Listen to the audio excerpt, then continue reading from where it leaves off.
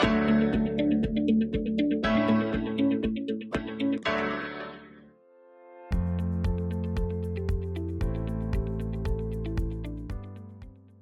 Students, welcome to a new political science session. आज हम बात करेंगे पिलर्स ऑफ डेमोक्रेसी में how does the judiciary work with executive and legislature. तो आइए शुरुआत करते हैं आज के सेशन की एक इंटरेस्टिंग से क्वेश्चन के साथ। आपको क्या लगता है कि जुडिशरी कैसे मदद कर सकती है सोसाइटी में डिस्क्रिमिनेशन और पॉवर्टी को कम करने में? आपके पास ऑप्शन है। ऑप्शन ए, क्या वो डायरेक्टली फाइनेंशियल हेल्प प्रोवाइड करा दे पब्लिक को। सेकंड ऑप्शन, कि वो एंश्योर करे कि लॉज एंड पॉलिसीज ठीक से इंप्लीमेंट हो रहे हैं और फंडामेंटल राइट्स ठीक से प्रोटेक्ट हो रहे हैं। And the last option is कि कॉस्ट ऑफ लिविंग को वो कम कर दे। आपको क्या लगता है right answer? Yes, right answer is B. Judiciary यह देख सकती है कि लॉज एंड पॉलिसी ठीक से इंप्लीमेंट हो पा रही हैं, जो फंडामेंटल राइट्स हैं वो ठीक से प्रोटेक्ट हो पा रहे हैं। लेकिन यहां सोचने वाली बात तो ये है कि पॉलिसीज और लॉ के ऊपर तो एग्जीक्यूटिव वर्क करती है इंप्लीमेंट करने में। जुडिशरी क्या करती है? जुडिशरी हेल्प करती है एग्जीक्यूटिव को रिस्पॉन्सिबल बनाने में, लेजिस्लेचर को अकाउंटेबल बनाने में। आइए आज के सेशन में इन सभी एस्पेक्ट्स की बात करेंगे जुडिशरी के। तो ये डिफरेंट एस्पेक्ट्स हैं। उनमें से सबसे पहला एस्पेक्ट है judicial review. Second aspect is judicial activism. Third aspect judicial overreach and the fourth aspect is judicial restaurant. One by one in सभी एस्पेक्ट्स को डिटेल्स में समझते हैं। तो सबसे पहले बात करते हैं जुडिशियल रिव्यू की। आखिर जुडिशियल रिव्यू होता क्या है? जैसा कि आप नाम से देख पा रहे होंगे, जुडिशियल रिव्यू यानी कि दोबारा से देखना। जुडिशरी के द्वारा लेजिस्लेचर और एग्जीक्यूटिव के वर्क को दोबारा से देखना। पर आखिर वो देखेगी क्या जुडिशरी? तो जुडिशरी दरअसल जुडिशियल रिव्यू में यह देखती है कि लेजिस्लेचर और एग्जीक्यूटिव ने या उसकी एडमिनिस्ट्रेटिव आर्म्स ने जो वो काम किए हैं, क्या वो सभी वर्क कॉन्स्टिट्यूशन के अकॉर्डिंग है या नहीं। तो हम देखते हैं कि जुडिशरी को ये पावर मिलती कहां है आखिर। तो कॉन्स्टिट्यूशन के आर्टिकल 13, 32, 131, 136, 143 एंड 226 और लास्टली 246 आर्टिकल से यह पावर इंडिया की सुप्रीम कोर्ट को मिलती है, जहां वो ये पावर एग्जीक्यूट करती है कि वो उन कानूनों को नल एंड वॉइड घोषित कर दे, चाहे वो लेजिस्लेचर के हों चाहे वो एग्जीक्यूटिव के हों, जो कॉन्स्टिट्यूशन के अकॉर्डिंग कंसिस्टेंट नहीं है यानी कि ठीक नहीं है। तो हमने एक एस्पेक्ट देखा कि जुडिशियल रिव्यू क्या होता है और वो कैसे वर्क करता है। आइए अब समझते हैं कि जुडिशियल एक्टिविज्म क्या होता है। जैसा आप देख पा रहे हैं, एक्टिविज्म यानी कि जुडिशरी जब एक्टिवेट हो जाती है। एक्टिवेट कब होती है जुडिशरी इन मामलों में? तो यह देखते हैं कि कई बार जब जुडिशरी को यह लगता है कि सोशल इशू जिनके ऊपर एग्जीक्यूटिव को वर्क करना चाहिए या लेजिस्लेचर को उनके ऊपर कानून बनाना चाहिए, अगर वो देखती है कि ऐसा नहीं हो पा रहा है, तो कई बार वो पॉलिसीज को इन्फ्लुएंस करने के लिए, उनको एग्जीक्यूट करने के लिए बियॉन्ड ट्रेडिशनल जुडिशियल रोल्स के आगे आती है और उनको डायरेक्ट या सजेस्ट करती है। इसका एग्जाम्पल ले सकते हैं। दिल्ली में यमुना नदी है, तो कई बार अगर कोर्ट ये कहती है एग्जीक्यूटिव से कि आप इसको साफ करिए या लेजिस्लेचर से यह बोल दे कि आप इसको लेकर कोई कानून बनाइए, तो हम उस एस्पेक्ट को बोलेंगे जुडिशियल एक्टिविज्म। आई होप ये आपको ठीक से समझ में आया होगा।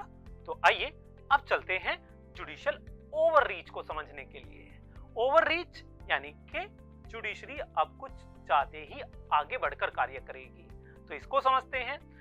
जब जुडिशरी स्टार्ट करती है कि एग्जीक्यूटिव और लेजिस्लेचर के वर्क में जो उनका कोर एरिया होता है, जब जुडिशरी वहां पर अपना इंटरफेयर करती है, तो तब हम कहते हैं कि अब जुडिशियल ओवररीच हो रहा है।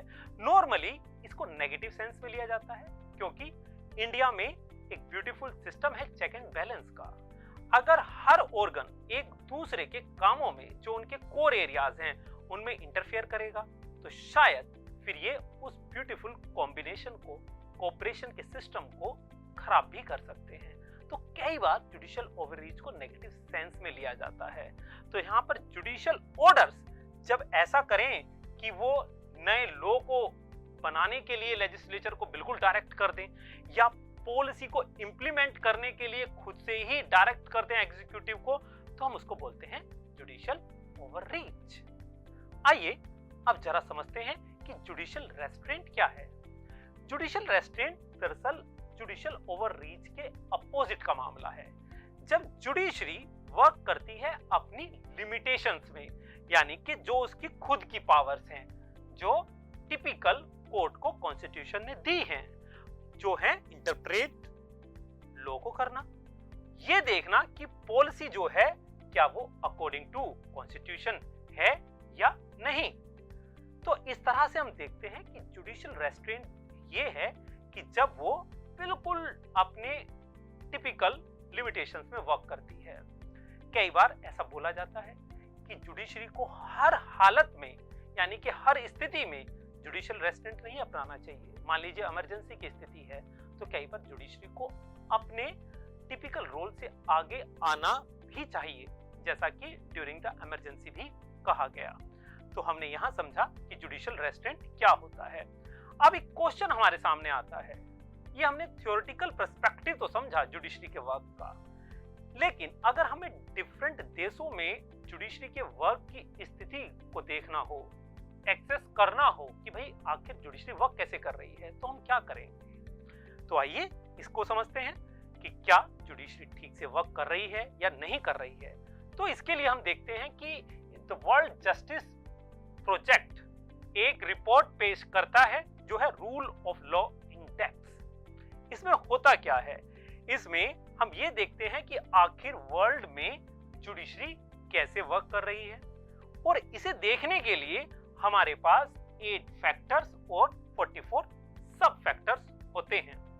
तो आइए जरा देखते हैं कि द वर्ल्ड जस्टिस प्रोजेक्ट का जो रूल ऑफ लॉ इंडेक्स है उसके अनुसार पूरे वर्ल्ड की क्या स्थिति है। तो अगर हम देखें तो पूरे वर्ल्ड के मैप पर आप देख पा रहे हैं कि जो रेड वाली स्थिति है या पिंकिश कलर आप देख पा रहे हैं, वहां पर वीकर है, यानी कि वीक है रूल एंड लॉ की स्थिति, जुडिशरी की स्थिति, यानी कि वहां ट्रांसपेरेंट नहीं है, वहां पर इक्विटेबल जस्टिस एक्सेस नहीं हो पाता है। लेकिन जैसे ही हम जाते हैं ग्रीनर साइड की तरफ और डार्क ग्रीन जो आप नेशन देख पा रहे हैं इस मैप पर, वहां जुडिशरी की बहुत बेहतर स्थिति है। बीच वाली स्थिति जहां येलोइश दिखाई दे रही है वो कहीं ना कहीं मिड वाली स्थिति है, यानी कि ना बेहद खराब ना बेहद अच्छी। तो आप वर्ल्ड में देख सकते हैं, मोस्टली अगर मैं बात करूं तो यूरोप की कंट्रीज, अमेरिका, कनाडा अच्छी स्थिति में आपको दिखाई देंगे। अफ्रीका के कई कंट्रीज आपको ऐसी दिखाई देंगी जहां पर जस्टिस की स्थिति बहुत बेहतर नहीं है। आइए इन्हीं बातों को थोड़ा और डिटेल में समझते हैं कि आखिर ये स्थिति बनती कैसे है, वो 8 फैक्टर्स कौन से हैं। सबसे पहला फैक्टर जो इस रूल ऑफ लॉ वाले इंडेक्स को बनाने में होता है उसमें वो ये है कि कंस्ट्रेंट्स ऑन गवर्नमेंट पावर। क्या गवर्नमेंट जो है वो डेमोक्रेटिक है, क्या गवर्नमेंट की खुद की पावर्स के ऊपर कोई कंस्ट्रेंट है या नहीं है, या वो लिमिटलेस है। ऑब्वियस सी बात है, अगर वो डिक्टेटरशिप होगी तो वहां जुडिशरी की बहुत अच्छी स्थिति नहीं होगी। Second, absence of corruption. मान लीजिए जुडिशरी तो है, वो नाम के लिए इंडिपेंडेंट है और वहां जबरदस्त तरीके से करप्शन हो, यानी कि न्याय को कोई भी खरीद सकता हो, तो वहां पर स्थिति अच्छी नहीं होगी। तो सेकंड फैक्टर हम देखते हैं कि एब्सेंस ऑफ करप्शन है या नहीं है। Third, open government. ये बेहद जरूरी है कि गवर्नमेंट जो है क्या सभी के लिए ठीक से वर्क करती है, सभी को इक्वल मानती है, सभी के लिए उस गवर्नमेंट को एक्सेस करना आसान है या नहीं है। तभी तो पब्लिक गुड हो पाएगा, तभी तो वेलफेयर स्टेट बन पाएगा। Fourth, fundamental rights. ये बहुत ही वाइटल एस्पेक्ट्स है अगर हम जस्टिस की बात करें। अगर सभी पब्लिक को फंडामेंटल राइट्स नहीं मिले हैं, वो एंश्योर नहीं है, तो वहां जुडिशरी बहुत बेहतर वर्क नहीं कर सकती। तो फंडामेंटल राइट्स की क्या स्थिति है, यह भी प्रभावित करता है रूल ऑफ लॉ इंडेक्स को। फिफ्थ, ऑर्डर एंड सिक्योरिटी, क्या वहां पर पब्लिक सिक्योरिटी एंश्योर की जाती है? पुलिस जो है वो इस बात को बनाए रखती है, कोई भी अपनी आवाज उठा सकता है गवर्नमेंट के सामने, या वहां डर का माहौल है? अगर वहां फियर है, डर है, तो ऑब्वियस सी बात है वहां जुडिशरी बहुत बेहतर वर्क नहीं कर पाएगी। 6, रेगुलेटरी इन्फोर्समेंट, जो भी गवर्नमेंट की रेगुलेटरी इन्फोर्समेंट की वर्क हैं, क्या वो ठीक से हो पा रहे हैं या नहीं हो पा रहे हैं? क्या उनको कोई भी तोड़ मरोड़ सकता है, यानी कि जब चाहे अपनी मर्जी से, या फिर वो अकॉर्डिंग टू लॉ चलते हैं जैसा कि कानून में बनाया गया है? तो वहां स्थिति बेहतर होगी। Factor 7, civil justice. Civil justice यानी कि मान लीजिए जमीन के मामले हैं या फिर मैरिजेस के मामले हैं, क्या उनमें रूल एंड लॉ की स्थिति अच्छी है? क्या वो सभी के लिए इक्वल है? क्या वो सभी के एक्सेसिबल है? तो वहां सिविल जस्टिस हमें अच्छा मिलेगा। ऐसे ही फैक्टर 8, क्रिमिनल जस्टिस, यानी कि मर्डर के केस, यानी कि दंगे, यानी कि ऐसे केसेस वहां पर कि क्या ट्रांसपेरेंट, आसानी से लॉयर उपलब्ध हैं, आसानी से वो कोर्ट में जा सकते हैं और फेयर ट्रायल वहां होता है या नहीं होता है। इन फैक्टर्स के द्वारा हम ये एसेस कर पाते हैं कि किसी भी कंट्री में आखिर जुडिशरी की कैसी स्थिति है, और उसी के अनुसार जो हमने मैप देखा वो एक बड़ा मैप बना। पर अब आपके सामने जो आपके टास्क की बारी है, उसमें एक इंटरेस्टिंग सा क्वेश्चन इसी से संबंधित है। इंडिया का स्कोर 0.50 पर है, लगभग मिड के आसपास है, और इंडिया की जो रैंक है वो आउट ऑफ 140 में हम देखें तो 77 है रूल ऑफ लॉ इंडेक्स में। अब क्वेश्चन आपके लिए ये है टास्क में कि क्या आप इससे एग्री करते हैं इस स्कोर से, या आप नहीं करते हैं? अगर आप करते हैं तो उसको बता दीजिएगा, अगर आप नहीं करते हैं तो उसको भी एस्टेब्लिश करिएगा। इस बात की चर्चा अपने फ्रेंड्स के साथ, पेरेंट्स के साथ और टीचर्स के साथ जरूर करिएगा। We will meet in a new session. Till then keep learning. Bye bye.